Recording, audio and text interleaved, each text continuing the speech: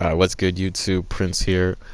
I haven't done a commentary video in like, I don't know, like over 50 videos or something like that, some shit like that. And I'm here to pretty much like talk about ducking as far as Tekken goes in rank. Like, it's annoying. For those of you not aware what ducking means in like a fighting game, it's pretty much denying to run it back with someone because, you know, for various reasons. Either that person's just flat out better than you don't know the matchup against that particular character they're using, so you'd rather avoid it if you can, or you're just a scrub and you just, you know, there's various reasons for why people might not want to run it back. But before I go in depth about the people that like to duck in this game, I'll specify when it's okay to want to actually deny someone their run back or duck or whatever. Like, for one starters, if their connection's really bad, for most, especially for this game, for Tekken 7, the netcode in this game is just not as good as Tekken Tag 2. In fact, the input lag in this game is actually 7.8 frames.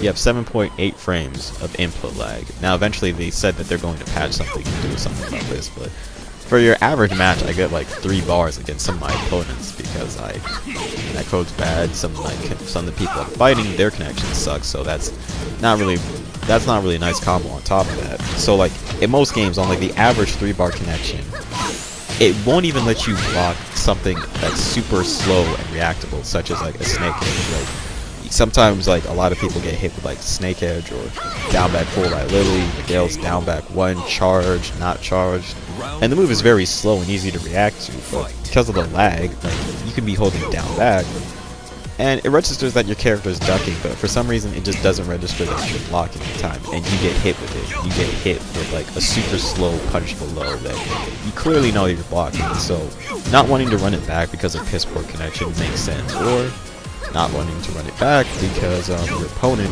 does not have enough points for you to benefit off of. For those who don't know how rank works, is if you play someone the same rank as you, that's the fastest way of ranking up. If you play someone the same rank as you, let's take a Vanquisher. Vanquisher plays Vanquisher, that's 1 point when he beats that Vanquisher. That Vanquisher needs, what, 3 to 4 points to promote? So if you want to be on promotion as quickly as possible, you want to play against the Vanquisher and keep beating them. You want to beat them or whatever. Now if you play someone that's 1 rank below you, say a Vanquisher fights a Pulis, that's 0.50 points, that's half a point. You would have to beat them twice just to get the same amount of points as you would get from a Vanquisher by beating them once. Now if you play someone that's 2 ranks above or below you, that's a quarter of a point, that's 0.25 points, meaning you would have to win 4 matches just to get a point. So obviously if you're a Vanquisher and you're fighting a Juggernaut and you just won or just lost, it's really nothing. Your fights don't mean anything. You probably don't even want to play this guy again because he's not going to give you points and you're not going to give him points. So just move on. Don't run it back and just go on and just find someone that you can actually benefit from playing points or whatever. Now back to as far as ducking goes, it's weird. It's like, I mean, PlayStation's always had like this type of elitist mentality when it came towards like Tekken versus Xbox. Like, I remember back in like Tekken Tag 2, like PlayStation players always said, "Oh man, Xbox players are so scrappy, or man, they're just so bad or whatever." PlayStation's just only elite, so the best players are here. And that's not, I mean, as far as like the skill level goes, yeah, PlayStation's got, you gotta understand, PlayStation had more players than Xbox 360 did, so obviously with more players, there's bound to be more decent players on that said console, and most of the tournament players play on that console. But if we just remove the tournament players' levels and remove them from the equation and just add in the factor of the actual online players that don't go offline and go to tournaments and aren't known or whatever, you pretty much have the same skill level between Xbox 360 and PlayStation 3. The only difference is PlayStation 3 had more players, so obviously they'd have to be slightly higher in terms of skill level because there's more players to pick from, meaning there's more people playing rank, meaning there's a bigger rank pool for people to get their ranks, and, you know, bottom of the food chain type of stuff like that. So when we scroll over to Tekken 7 and you play on the PlayStation 4, it's really just a big lie. Like, there's a lot of people, a lot of scrubs on here that just don't run it back. Like, I've seen like so many, I played countless matches where like I 3-0 someone, I go for the revenge match because they're close to my rank, so obviously I want to play them again, and then I get denied, I get declined. Nope, no. And what makes it so shameful is that most of the same people that don't win it back I end up catching them again. I end up catching them again when I look for another opponent, and I get the same opponent that just ducked me, and then I beat him again. And I'm thinking, okay, this time this guy's got to feel a little bit shameful. He might run it back again. No run back, so I'm like, okay, if he's not gonna run it back, maybe he just got off rank, maybe he was done. I'm not gonna flame anyone and be like, oh, this guy's such a scrub, oh my god, he didn't run it back for the second time, maybe he was really done, maybe that was really his last game. I always give people the benefit of the doubt. And then I go search for another opponent, and lo and behold, I get the same person that ducked me 2 matches ago. Alright.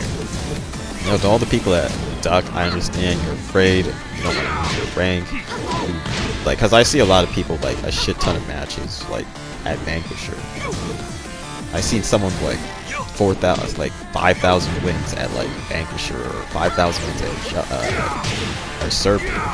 My Nina's only got like 141 wins at Overlord. Like, honestly, if you like, what people don't know is like Harada tried to make the game less toxic by not showing people your wins-loss ratio with that character, but a good Tekken player, a decent Tekken player, like veteran that can climb the high ranks in Tag 2, is gonna know that you have a bad win-loss ratio when they see you at they're gonna know you have a bad win-loss ratio when they see you at like Juggernaut with like 300 games played, because their Juggernaut character probably only has like maybe like 70, 60 games played at that rank or something like that, depending if the character starts from scratch or if they started off from another character ascending the rank pool, whatnot. So they're gonna know that your win-loss ratio is very garbage. Like when I see someone with 1,000 wins at Vanquisher, I'm like, okay, their win-loss ratio is garbage. That can either mean a couple things. They either are solid, they are either a solid player now because of this, because they learned from their mistakes, learned from their losses, and leveled up. 2, they're a complete scrub and have no idea what they're doing. They just constantly just keep playing and playing, hoping that they'll just eventually rank up or fight someone that's free. Or 3, they're just the typical flowchart player that just, they have this pattern of playing, and like they play the same way every time against every single opponent. Like that's what the flowchart is. Whether it works or doesn't work, they just keep doing it. So if they run into someone that adapts, like they might have beaten someone and they run it back for that person because they believe that they can beat that person again and again. And then once they start playing that person and they start adapting and they start figuring out the matchup, and when the person starts beating them, they don't want to run it back no more, because now the match is not free. Now it's like, now it's a straight up, now it's a close match, and they don't want that. They want their rank, they want to rank up as quickly as possible. They don't want to fight someone that's able to adjust to their playstyle. It's just not in their interest to run it back to that opponent. So they get off and try to find another opponent. But what makes this so sad is like a lot of times, listen guys, here's what you should be doing. Like, nobody wants to have a lot of wins on their characters. It looks bad.